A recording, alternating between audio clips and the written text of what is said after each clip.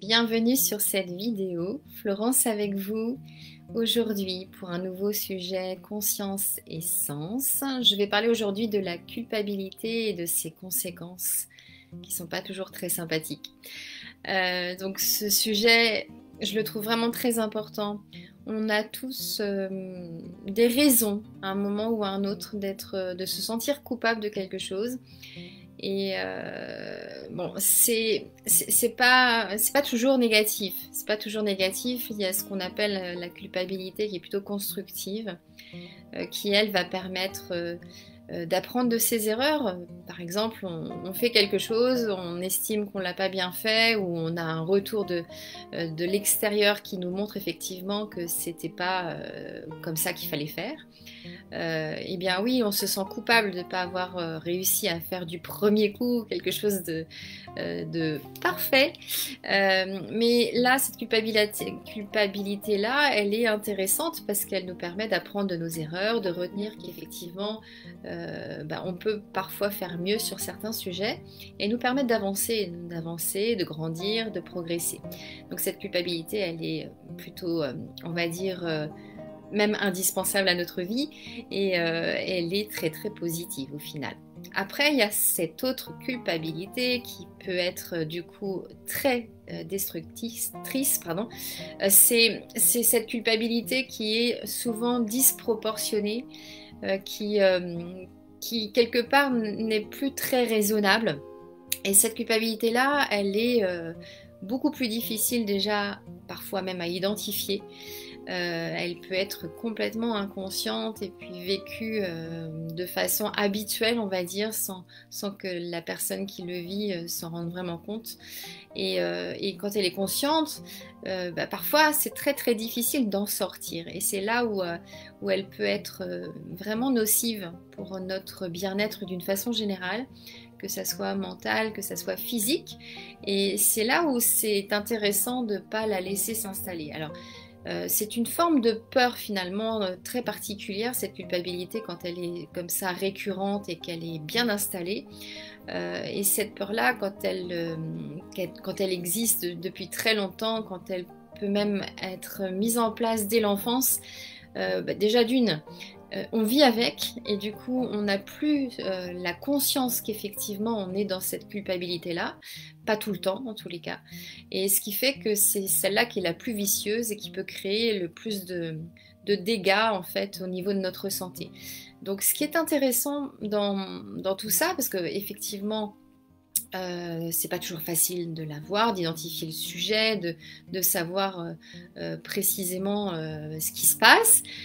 Donc c'est déjà de partir d'un constat. Est-ce que parmi vous, parmi les personnes qui vont écouter cette vidéo, est-ce que vous avez par exemple des douleurs qui sont récurrentes, des douleurs physiques je parle, parce qu'il y a des conséquences sur le mental, c'est évidemment sur le psychique, mais aussi sur le physique, et c'est ça qui est compliqué. En général, le corps, de toute façon, va exprimer tout ce qui ne va pas. Et quand il commence à exprimer des choses, surtout si c'est récurrent, si c'est une douleur qui revient souvent, si c'est un malaise qui revient souvent, c'est intéressant d'aller voir si cette douleur ou ce malaise n'est pas lié à un sujet qui pourrait vous culpabiliser.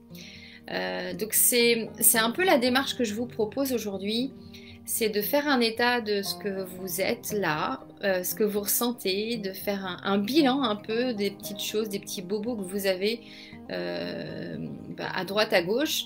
Et si vous êtes conscient d'un sujet sur lequel vous pouvez culpabiliser aujourd'hui, et que peut-être ça fait longtemps que vous culpabilisez sur ce sujet-là, je vous invite vraiment à aller faire un travail sur ce sujet en particulier pour libérer cette culpabilité, parce que c'est vraiment ce travail-là qui va vous permettre aussi de libérer les mots progressivement, c'est pas magique non plus, mais progressivement de libérer les mots qui vous embêtent dans votre quotidien.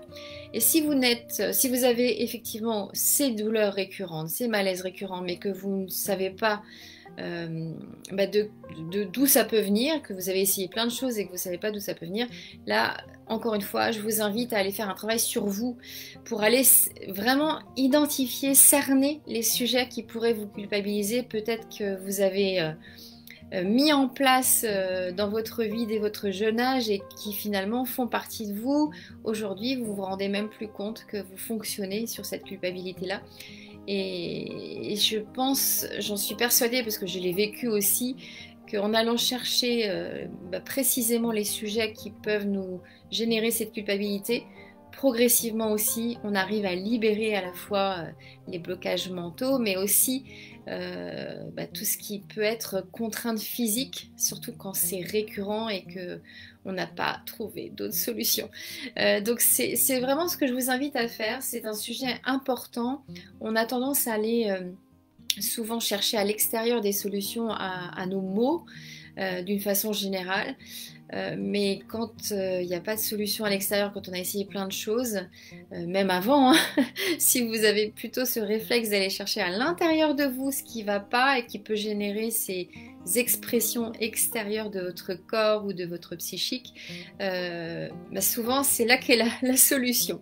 Donc si vous faites partie des gens comme moi qui se traînent, parce que du coup moi j'ai résolu le problème, mais j'imagine que c'est pas le cas de toutes les personnes qui vont écouter cette vidéo. Si vous avez avec vous des sacs de petites douleurs, de petits problèmes qui reviennent souvent dans votre quotidien et que pour autant vous n'avez pas réussi à résoudre avec différentes méthodes extérieures, c'est-à-dire en faisant appel, je sais pas, à un ostéopathe, à un médecin, qui peuvent apporter énormément, mais il y a des fois en fait, c'est pas uniquement leur apport qui va résoudre le problème. C'est qu'il y a aussi un travail peut-être intérieur à aller faire pour pouvoir aller chercher vraiment l'origine de ce problème qui après s'est exprimé de plein de façons, donc notamment avec des douleurs récurrentes. Et quand on a identifié ce problème en particulier, c'est beaucoup plus facile après de se faire aider aussi à l'extérieur, pourquoi pas.